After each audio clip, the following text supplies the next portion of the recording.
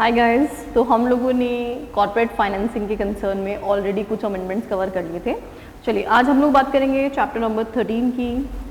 Chapter number 13 में IFSC जो था, आईएफएससी के कंसर्न में न्यू लिस्टिंग रेगुलेशन इन्होंने प्रेस्क्राइब किया है। तो जो न्यू लिस्टिंग रेगुलेशन है अब वो 2024 ये एप्लीकेबल रहेगा। तो सबसे पहले कौन कौन सी लिस्टिंग को इसमें कवर किया है, लिस्टिंग ऑफ सिक्योरिटी, काफ़ी कुछ चीज़ें बाकी पुरानी वाली है, पूरा का पूरा नया रेगुलेशन उन्होंने डाल दिया है। तो कुछ चीज़ें सिमिलर रहेंगी, कुछ चीज़ें नई आपको मिलेगी। तो जैसे आपको याद होगा हमने लिस्टिंग ऑफ सिक्योरिटी के कंसर्न में एप्लीकेबिलिटी सीखी थी कि किन किन केसेस में ये रेगुलेशन एप्लीकेबल होता है। तो उसमें number 1 IPO of specified security bye unlisted company, ये हम पहले से पढ़ चुके थे। FPO ये भी कवर था। IPO बाय SPAC ये भी हमने कवर किया था। Right issue, preferential issue, QIP of specified security by listed entity, then issue and listing of DRs by an entity, depository receipt भी इसमें आ गए हैं, and issue and listing of debt securities ये भी था हमारा पहले से ही। सेकेंडरी लिस्टिंग ये भी हमने पढ़ा था। Listing of commercial paper and certificate of deposit या other financial products as permitted by the IFSCA। तो यहाँ पे लिस्टिंग ऑफ सिक्योरिटीज जो हैं उनमें ये 8 पॉइंट्स कवर हो गए हैं। तो इनमें से कुछ पॉइंट्स ऑलरेडी कवर थे और कुछ हमने नए ऐड ऑन यहाँ पे हो गए हैं। तो कौन कौन से केसेस हो गए, कौन कौन सी सिक्योरिटीज की लिस्टिंग यहाँ पे एप्लीकेबल होगी। Number 1 that is what IPO कौन लेके आ रहा है, ऑब्वियसली जो अनलिस्टेड होगा वही IPO लेके आएगा, और जो लिस्टेड हो चुका है वो FPO लेके आएगा।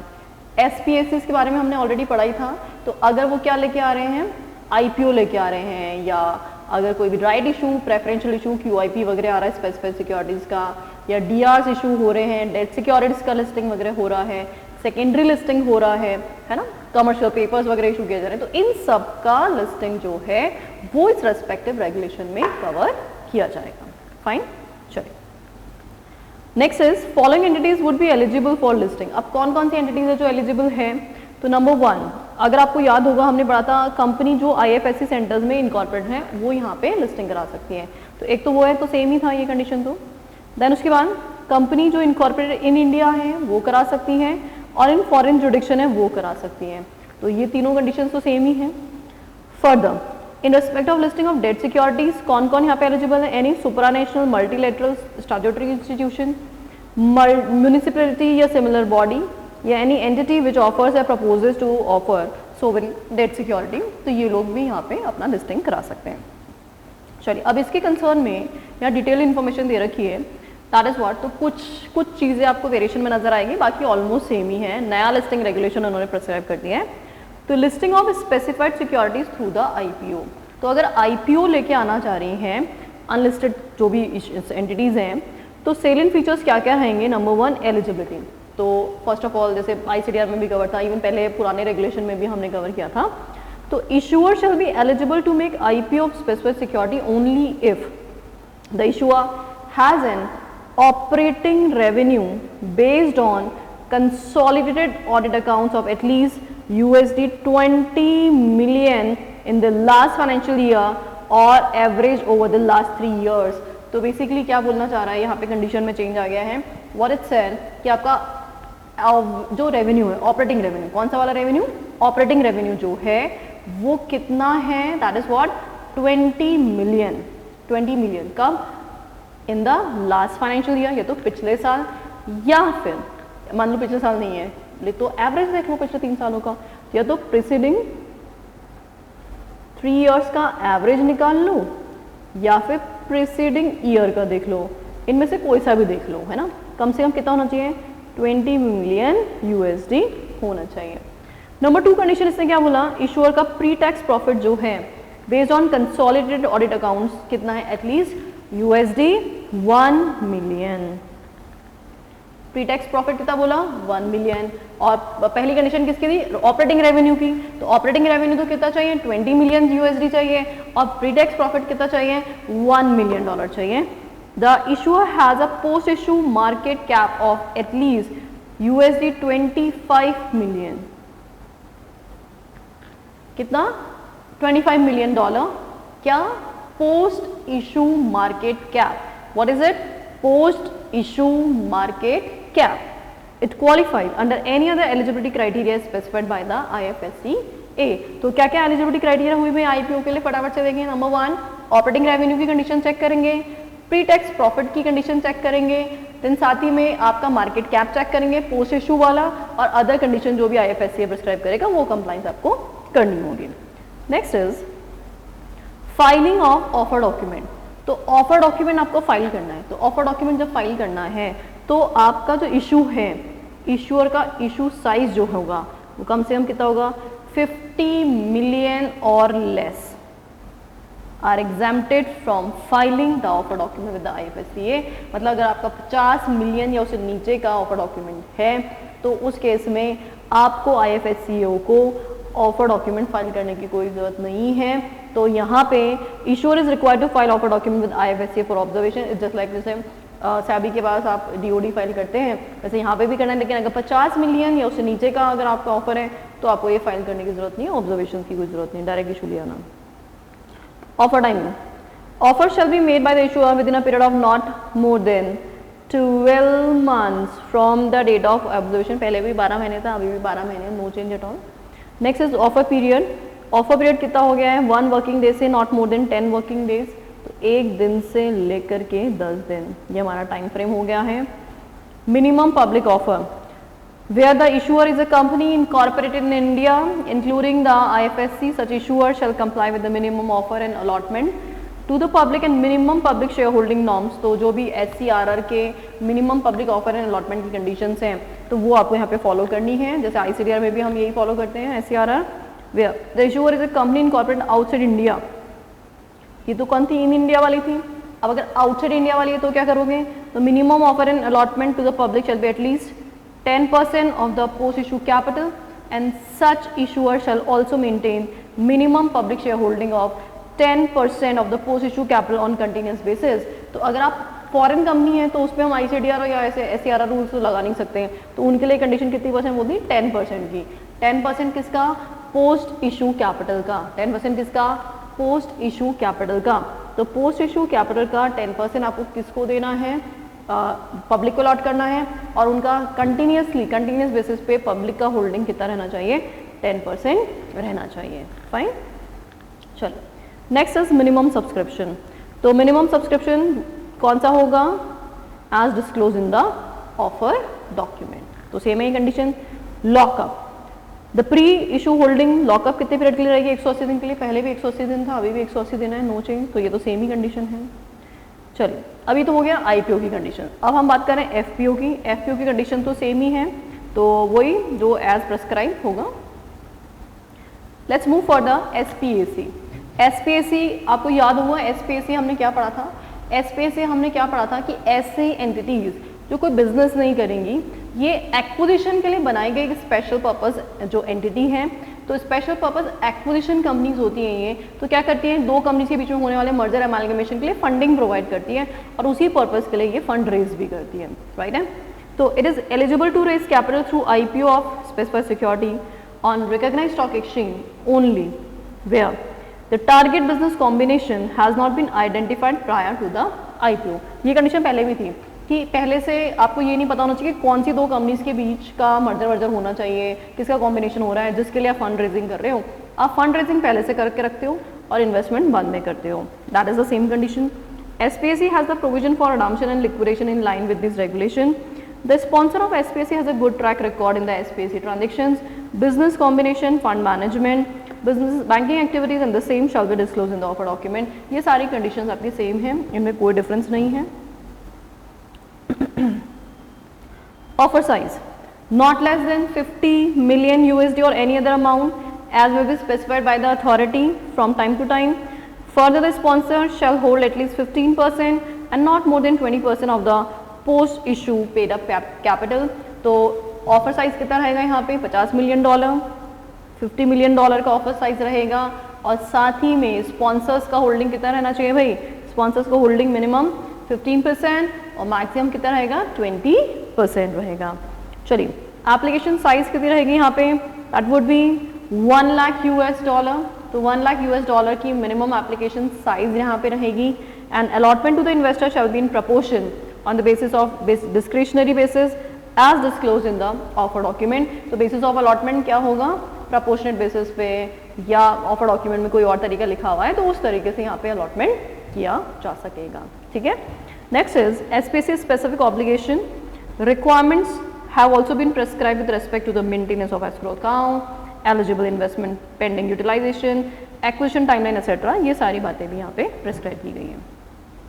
चलिए next is right issue preferential issue जो भी है तो कंडीशन एज ए स्पेसिफाइड जो IFSCA करेगा वो कंडीशन फॉलो करनी है। Public issue of DRs an issue of incorporated outside India outside IFSC shall be eligible to make an issue of DRs only if it is authorized to issue DRs as per the applicable law of home jurisdiction।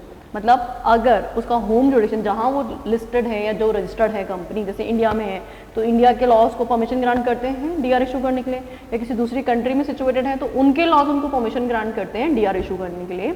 And the underlying security represent by such DR is in demat form fully paid and free from all encumbrances. और जो भी underlying securities हैं वो क्या होनी चाहिए, पहली बात तो डीमैट फॉर्मेट में होनी चाहिए एज यूजुअल नॉर्मल कंडीशन है, और क्या होनी चाहिए फुली पेड होनी चाहिए, पार्टली पेड सिक्योरिटीज को DR में कन्वर्ट नहीं किया जा सकता, और साथ ही में क्या होनी चाहिए फ्री फ्रॉम ऑल एनकम्ब्रेंसेस होनी चाहिए। तो क्या कंडीशन बोली, नंबर 1 कि पहली बात तो देखो ऐसी कोई भी कंपनी जो IFSC सेंटर्स के अलग कहीं और इस्टेब्लिश है, ठीक है, तो उस कंपनी को हम यहाँ पे क्या कर रहे हैं परमिशन ग्रांट कर रहे हैं कि भाई ठीक है आप लोग यहाँ पे DR इशू कर सकते हैं। दूसरा क्या बोला इसने कि भाई नंबर 1 कि आप क्या होने चाहिए अथराइज होने चाहिए आपकी होम कंट्री के अंदर जहाँ पे भी आप रजिस्टर्ड हो DR इशू करने के लिए। और दूसरी कंडीशन जो भी आप DR में सिक्योरिटी इशू करते हो उसके लिए अंडरलाइन कोई ना कोई सिक्योरिटी तो होगी, तो जो अंडरलाइन सिक्योरिटी है वो डीमैट में होनी चाहिए, फुली पेड होनी चाहिए, प्लस उस पर कोई भी एनकम्ब्रेंस भी नहीं होना चाहिए, ठीक है। चलिए आगे बढ़ते हैं। अब और क्या क्या कंडीशन है इसके लिए, नंबर 1 ऑफर साइज कितना रहेगा, that is what not less than 7 lakh USD और any other amount as may be specified by the authority from time to time.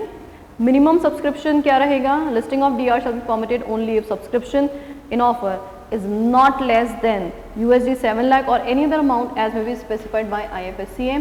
तो मिनिमम सब्सक्रिप्शन कितना मंगाना है यहाँ पे 7 लाख USD बनाना है। अब देखो बेटो यहाँ पे क्या है अलग अलग केसेस में अलग अलग अमाउंट है, मिनिमम सब्सक्रिप्शन वैल्यू अलग अलग है, तो थोड़ा सा याद करने में हो सकता है आपको परेशानी आए कि मैम लिमिट्स भूल गए याद नहीं आ रहा है। तो सिंपल तरीका है आप एक टेबल बना लो फटाफट से, मार्किंग कर लो कि कौन कौन से केसेस में कितनी कितनी लिमिट है, ताकि एग्जाम में एक दिन पहले जब हम पढ़ रहे हैं तो सिर्फ लिमिट हमने देख ली, बाकी सारी चीज़ें तो हमें फिर भी याद रहती है। लिमिट्स में बड़ा कन्फ्यूजन हो जाता है किसमें कितनी लिमिट प्रिस्क्राइब की गई थी, तो इसलिए एक टेबुलर फॉर्मेट में आप रिकॉर्ड कर लेंगे तो बहुत आसानी हो जाएगा। चलिए pricing, the price of DRs can be determined through consultation with the lead managers through fix या फिर book building process. As usual pricing के हमारे पास दो ही तरीके होते हैं, या तो फिक्स मैनर में या फिर हम बुक बिल्डिंग के थ्रू यहाँ पे प्राइसिंग कराएंगे। Allotment payment and refund must be completed within 5 working days from the date of closure of the issue. तो इशू क्लोजर के 5 दिन के अंदर अंदर अलॉटमेंट करना है तो अलॉटमेंट कर लो, नहीं अलॉटमेंट हुआ जिनको उनको रिफंड करना है रिफंड कर दो, जो कुछ भी करना है it is required to be done within a period of 5 working days. Okay चलो आगे बढ़ते हैं हम हमारे लिस्टिंग ऑफ डेट सिक्योरिटीज पे। इशू में list debt securities on the stock exchange, debt securities propose to be issued and listed on stock exchange may be offered on stand alone basis या फिर through a series of issuance. देखो ऐसा है कि आप debt security issue कर रहे हैं तो डेट सिक्योरिटी में क्या ऑप्शन है आपके पास, या तो आप वन टाइम इशू करें ठीक है काम खत्म, दूसरा होता है आप सीरीज ऑफ इशूएंस करेंगे, मतलब आपका सीरीज 1 है फिर सीरीज 2 आएगा फिर 3 आएगा, मतलब आप मल्टीपल टाइम इशू करने वाले हैं, इस तरह का भी आप इशूएंस ला सकते हैं। मिनिमम सब्सक्रिप्शन अमाउंट जो है in case of private placement shall be disclose in the offer document, कि कितना मिनिमम सब्सक्रिप्शन रहेगा वो ऑफर डॉक्यूमेंट में क्लियरली मेंशन कर दिया जाएगा। In respect of public issue of debt security on recognised stock exchange, the issuer shall comply with the requirement such as appointment of trustee, creation of debenture redemption reserve and such other requirements as may be specified by the authority या फिर recognized stock exchange। ठीक है, simple conditions हैं, कोई ऐसे special बातें नहीं दे रखी। Now next is secondary listing of specified security. अच्छा सेकेंडरी लिस्टिंग क्या होती है कि अगर कोई इशूअर है वो पहले से कहीं और लिस्टेड है और आप IFSC सेंटर्स पे भी लिस्टिंग कराना चाह रहे हैं तो उसको क्या बोलते हैं अपन सेकेंडरी लिस्टिंग बोलते हैं। अब सेकेंडरी लिस्टिंग में दो तरीके होते हैं कि भाई या तो आप पहले से लिस्टेड थे और यहाँ पे भाई लिस्टेड तो आप पहले से ही हो, दूसरी बार अब यहाँ पे या तो आप इशू लाओगे या फिर आप बिना इशू लाए ही डायरेक्टली लिस्टिंग कराओगे। We are having two conditions कि भाई या तो आप क्या कर रहे हो डायरेक्टली सिर्फ लिस्टिंग ही कराओगे, आप यहाँ पे क्या नहीं करने वाले, यहाँ पे इशू नहीं लाने वाले, या फिर दूसरा तरीका क्या होता है कि आप भाई पब्लिक इशू भी ला रहे हो और पब्लिक इशू ला करके लिस्टिंग भी करा रहे हो, दोनों काम आप कर रहे हो। तो secondary listing without public offer, issuer having its specified security listed in a jurisdiction outside IFSC may list those specified security in the stock exchange without making public offer subject to the following। मतलब आप पहले से listed हो, public issue नहीं लाना चाहते हो, listing कराना चाहते हो, तो चल file listing application in the manner specified by the stock exchange and it shall comply with the listing requirements of the stock exchange। तो भाई एक तो लिस्टिंग कराने तो स्टॉक एक्सचेंज की एप्लीकेशन तो लगानी पड़ेगी, बिना लिस्टिंग एप्लीकेशन के कैसे परमिशन मिलेगी। और दूसरी बात आपको क्या करनी पड़ेगी, जो भी स्टॉक एक्सचेंज की लिस्टिंग कंप्लाइंसेस हैं वो सारी की सारी कंडीशंस आपको फॉलो करनी पड़ेंगी। अब अगर पब्लिक इशू ला रहे हो, क्या लेके आ रहे हो, पब्लिक इशू ला रहे हो, तो फिर आप लिस्टिंग करा रहे हो, तो फिर क्या क्या कंडीशंस होंगी। Issuer having its specified security listed in a jurisdiction outside IFSC, क्या है, जो इशूअर है ऑलरेडी लिस्टेड है, कहाँ पे, जैसे मान लो इंडियन कंपनी है, इंडियन स्टॉक एक्सचेंज एनएसए पे लिस्टेड है और अब आईएफएससी पे लिस्टिंग कराना चाहती है, तो may list the specific security on the stock exchange through the public offer. The provisions relating to the appointment of lead manager in principle approval, stock exchange filing offer document etcetera, जो भी कुछ है, green shoe, everything mutatis mutandis apply to the listing by way of public offer. तो जैसे अभी already हम public offer की conditions पढ़ते हैं, एज इट इज वो सारी की सारी कंडीशंस यहाँ पे भी एप्लीकेबल रहेंगी। Public company with dual listing in IFSC in India shall comply with the additional regulatory requirement as may be specified by the authority। तो IFSC जो है वो उन पे कुछ एडिशनल कंडीशंस इम्पोज कर सकता है, वो भी आपको फॉलो करनी पड़ेगी, है ना। चलिए, लिस्टिंग ऑफ कमर्शियल पेपर या सर्टिफिकेट्स एक्सेट्रा, इशूअर में list commercial paper, certificate of deposit, financial document product on a recognised stock exchange such a manner and subject to the condition as may be specified.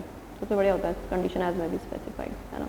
तो देखो condition as may be specified क्या है, number 1 commercial paper, depository, the issuer shall ensure that the commercial paper listed on the recognized stock exchange in the IFSC कौन से form में होंगे, demat form में। भाई हम आजकल फिजिकल की बात नहीं करते हैं, everything is required to be in demat form only. तो यहाँ पे जो भी कुछ काम होगा डीमैट में होगा, इलेक्ट्रॉनिक में होगा, और डीमैट कौन होल्ड करेगा, डिपॉजिटरी ऑब्वियसली इन IFSC और इंटरनेशनल सेंट्रल सिक्योरिटीज डिपॉजिटरी। तो यहाँ पे जो भी आप कमर्शियल पेपर इशू करेंगे डीमैट में करेंगे, कौन होल्ड करेगा, डिपॉजिटरी, जो भी यहाँ पे रिकॉग्नाइज्ड होगा वो होल्ड करेगा।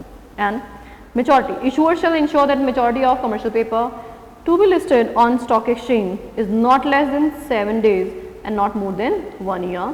तो 7 days से 1 year, 7 days से 1 year तक का इसका क्या रहेगा, टेन्योर रहेगा। और बाकी अदर कंडीशंस क्या बोल रहे हैं, shall be issued at a discount to the face value, face value से कम पे इशू किए जाएंगे। Issuance of commercial paper with options is not permitted, put और कॉल ऑप्शंस जो होते हैं वो इसमें परमिटेड नहीं होंगे। Issuance of CP is not permitted to be underwritten और को एक्सेप्टेड, और साथ में इसका अंडर राइटिंग वगैरह भी परमिशन ग्रांटेड नहीं होगा। तो ये कुछ बेसिक कंडीशन है कमर्शियल पेपर के लिए। क्या क्या कंडीशन हुई, नंबर 1 डीमैट में होंगे, और डीमैट में कौन होल्ड करेगा, डिपॉजिटरी होल्ड करेगा। मेच्योरिटी पीरियड कितना रहेगा इसका, 7 दिन से लेकर के 1 साल तक का इसका मेच्योरिटी पीरियड रहेगा। कमर्शियल पेपर्स जो होते हैं वो किस पे इशू किए जाते हैं, फेस वैल्यू से कम पे, ताकि रिडम्पशन फेस वैल्यू पे हो जाएगा उसका। और इसमें कौन सी कंडीशन नहीं होती है, पुट और कॉल की इसमें कंडीशंस ऑप्शंस नहीं होंगे, और साथ ही में इस पर अंडर राइटिंग वगैरह अलाउ नहीं होता है।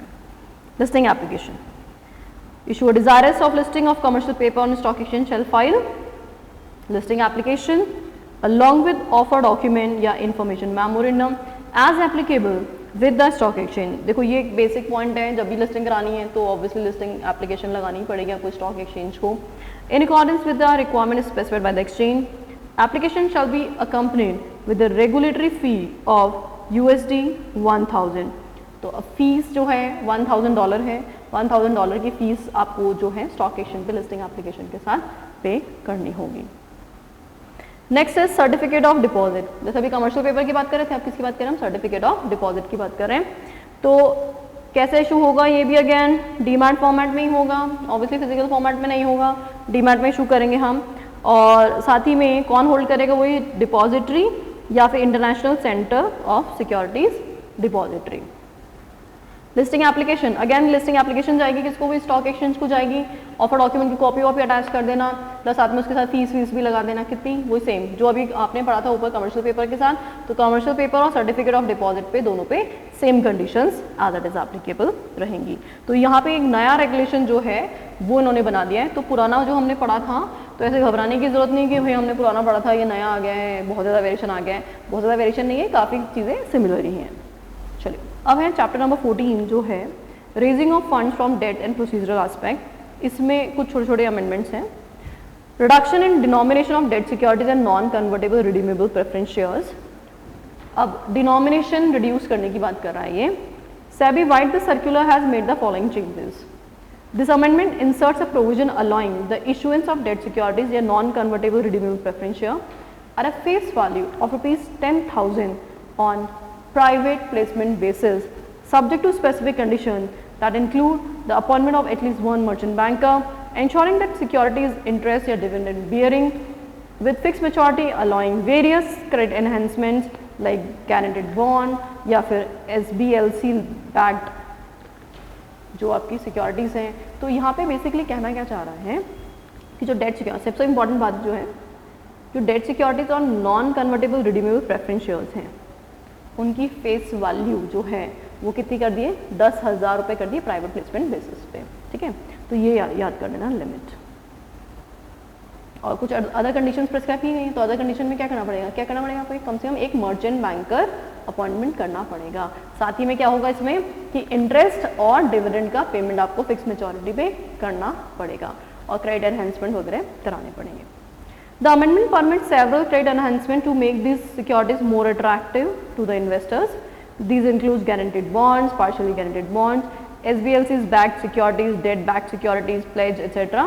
Credit enhancement जो है are tasked with various verifying the documents relating to these enhancement to ensure they are unconditional, irrevocable, legally enforceable, and that the support provider has lower probability of default compare to the issuer.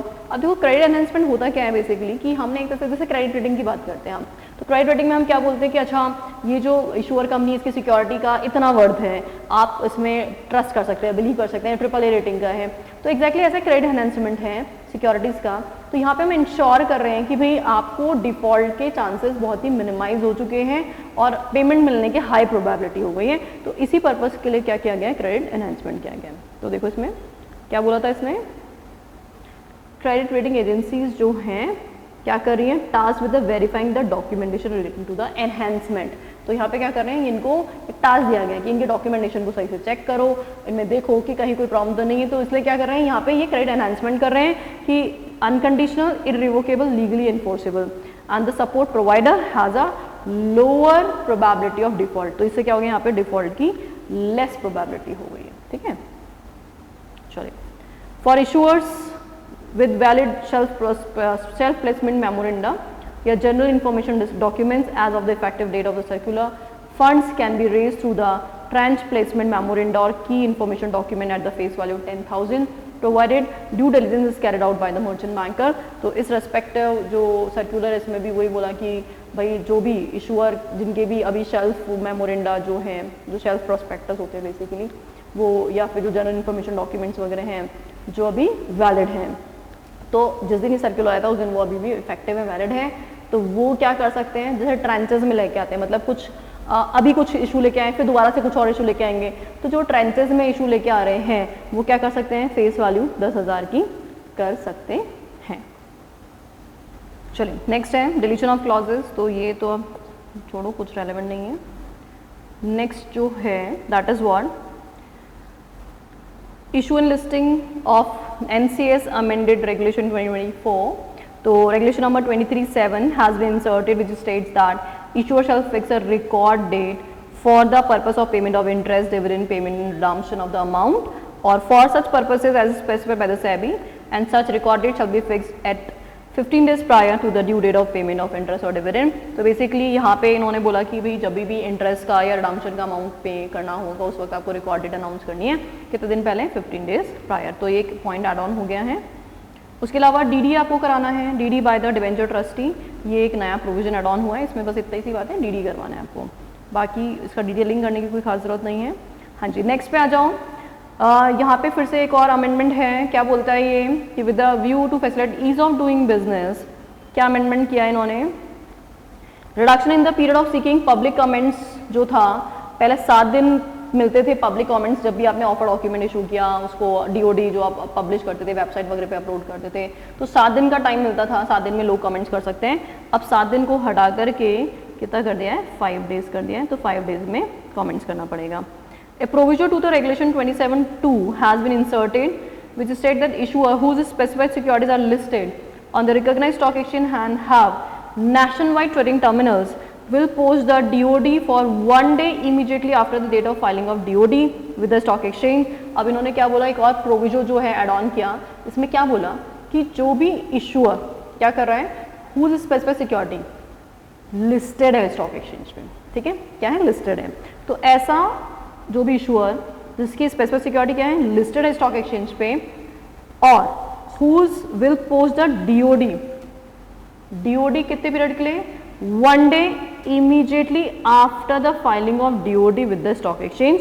तो आपको 1 दिन बाद DoD जो आपने file किया है किसको, stock exchange को, उसके 1 दिन बाद, मतलब with in immediately 1 day after, अगले दिन, मतलब ऐसा बोलो नेक्स्ट डे बोल दो, और इजी अंडरस्टैंडिंग, नेक्स्ट डे आपको क्या करना पड़ेगा, इसको इन्फॉर्म अपलोड करना पड़ेगा, डीओडी आपको फाइल करना पड़ेगा।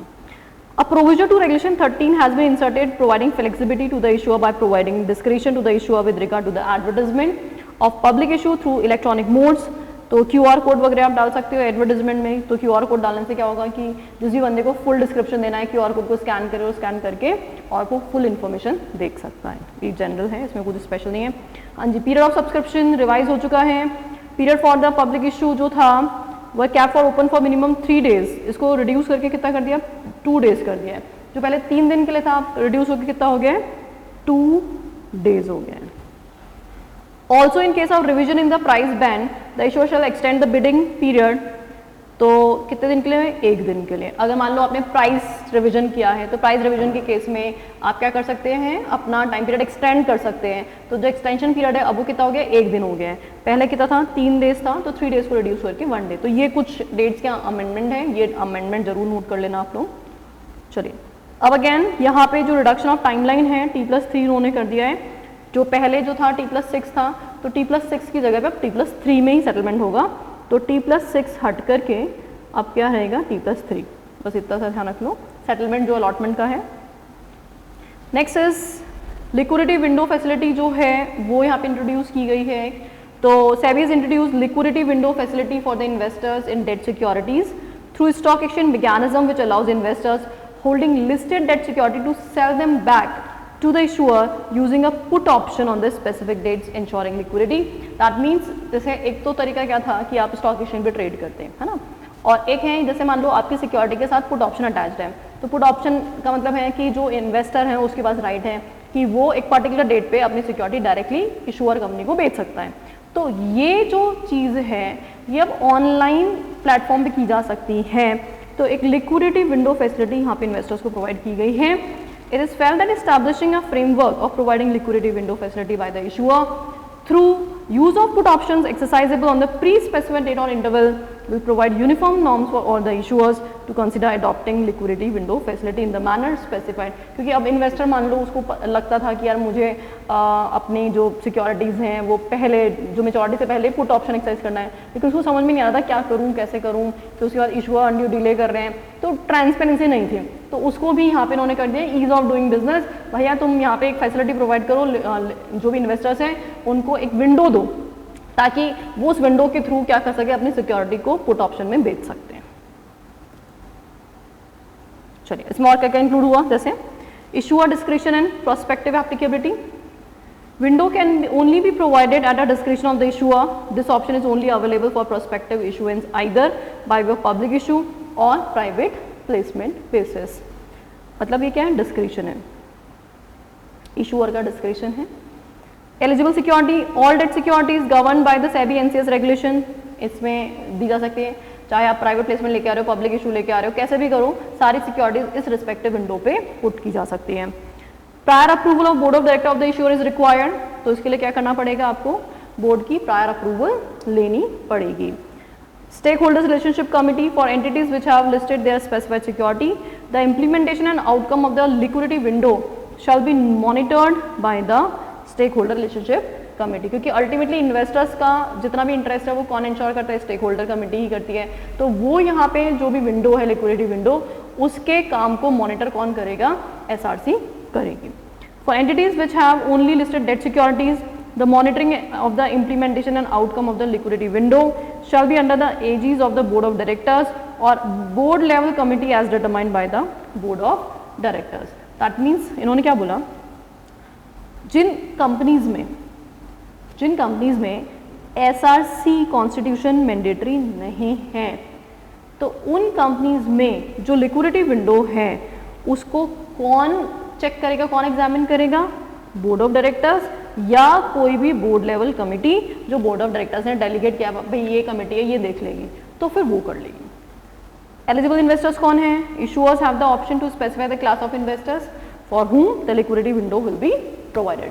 अच्छा, ये वापस से सुनो, लिक्विडिटी विंडो बेसिकली क्या है, एक फैसिलिटी है कि भाई मैच्योरिटी से पहले अगर कोई भी इन्वेस्टर अपने सिक्योरिटीज को पुट में देना चाहता है तो एक सेपरेट विंडो प्रोवाइड करने के लिए फैसिलिटी प्रोवाइड कर दी है। लेकिन ये जो लिक्विडिटी विंडो की फैसिलिटी है ये इशूअर के डिस्क्रिप्शन पे होगी कि इशूअर को लगता है कि उसको देना है तो देगा, नहीं देना तो नहीं देगा। ये दोनों केसेस में अवेलेबल है, पब्लिक इशू में भी और प्राइवेट प्लेसमेंट में भी।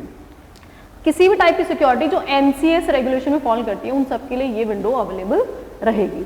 और इस विंडो पे आना है नहीं आना है, इसके लिए आपको क्या करना पड़ेगा, बोर्ड ऑफ डायरेक्टर्स की प्रायर अप्रूवल लेनी पड़ेगी।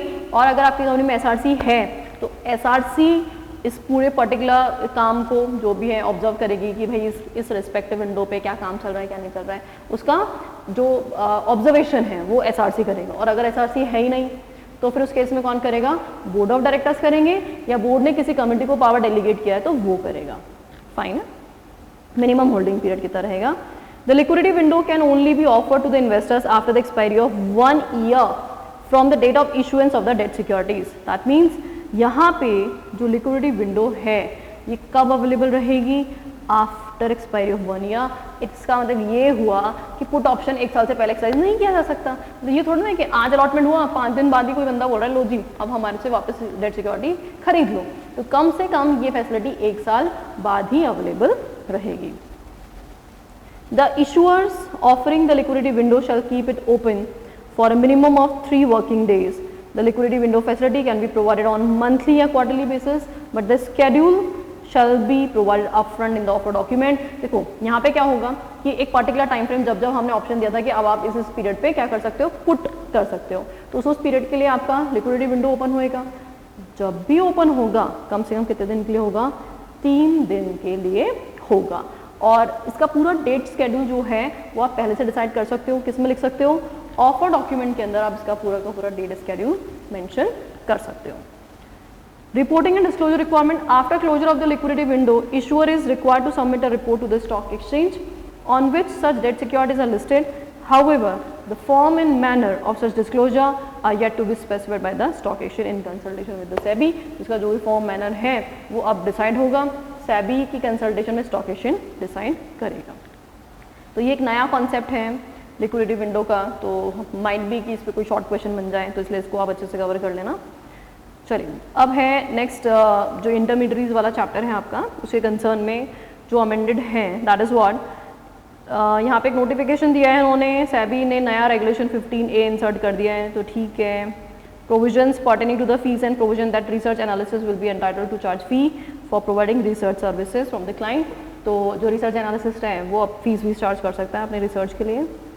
एंड साथ ही में एक और यहाँ पे नोटिफिकेशन है कि maintain a record, investment adviser जो है, non individual investment adviser shall maintain a record and annual certificate from its statutory auditor confirming compliance with the client level segregation requirement now it has been decided to allow non individual जो आपका investment adviser है to obtain annual compliance certificate from the auditor. तो जो आपका investment adviser है non individual, उसको क्या करना पड़ेगा, ऑडिटर से सर्टिफिकेशन कराना पड़ेगा एनुअल बेसिस पे, ठीक है। तो ये एक रिक्वायरमेंट है।